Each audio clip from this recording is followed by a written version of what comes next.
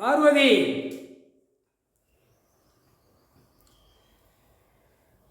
இந்த ஜென்மத்தில் ஜட்ஜாக 2 பேருமே உட்கார்ந்துருக்கோம், அமர்ந்திருக்கோம் கைலாசத்தில். உலக நாடு நீதிமன்ற கோர்ட்டுக நடத்துவார். கடவுள் எந்த லக்கணத்தில் உட்கார்ந்துருக்காரு, எந்த நட்சத்திரத்தில் உட்கார்ந்துருக்காரு, எந்த சிம்மாசனத்தில் உட்கார்ந்துருக்காரு, என்ன கணக்கில் பேனா பிடிச்சி எழுதுறாரு, இதுதான் கணக்கு. இப்போ வரக்கூடிய காலங்கள் கூடிய சீக்கிரமாக நீதிமன்ற கோர்ட்ஸ்லேருந்து நடத்தக்கூடிய காலங்கள் நெருங்கி வந்து கொண்டே இருக்கு. அரசியல்வாதி எல்லாமே கணக்கு முடிஞ்சு தப்பு செஞ்ச 76 வருஷம் ஆண்டு காலம் இன்று வரைக்கும் சேட்டை பண்ணி வழக்காடி தப்பிச்சு கிளியராக 1 பாயிண்ட் 2 பாயிண்டில் தப்பிச்சு வெளியே ஓடி போயிருதான். இனிமேல் தப்ப முடியாது. கணக்கு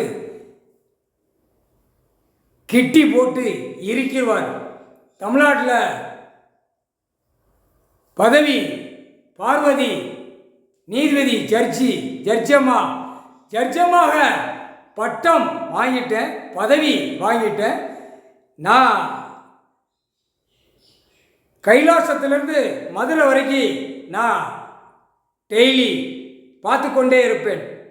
பெண் அமர்ந்த சீட்டில் என்ன கணக்கு, பெண் என்ன மாதிரி ஒரு பெண்ணாக நியமித்து கடவுள் உட்கார வச்சிருக்கார். அமர்ந்து நீதிமன்றம் வழக்காடுது. அந்த வழக்கை நான் பார்த்து கொண்டே இருப்பேன். கையெழுத்தை தப்பு இருந்த கையெழுத்தை நானே திருத்தி நானே கையெழுத்தை போட்டு விட்ருவேன். தப்பு செஞ்ச கணக்கில் உள்ளே போயிடுவான். ஆணும் பெண்ணும் முக்கால் சத்தியம். வழக்கு ஏகப்பட்ட வழக்கு ஓடுற கணக்கு, அத்தனை வழக்கும் நான் பார்வதி படித்தவா. அந்த கணக்கில் எல்லாமே சீரும் சிறப்புமாக எடுத்து தப்பு செய்கிறவனுக்கு தண்டனை கொடுப்பேன். முக்கால் சத்தியம். இந்நாள் பதவி வாங்கின நாள் இந்நாள் நீதிபதி ஜட்ஜமாக ஈசங்கிட்ட பார்வதி மதுரை மீனாட்சி 2 கணக்கில் ஜட்ஜமாக பதவி பட்டம் வரம் வாங்கி கொண்டு ஈசன்கிட்ட வாங்கிட்டு ஈசன் எழுதிட்டார். முக்கால் சத்தியம்.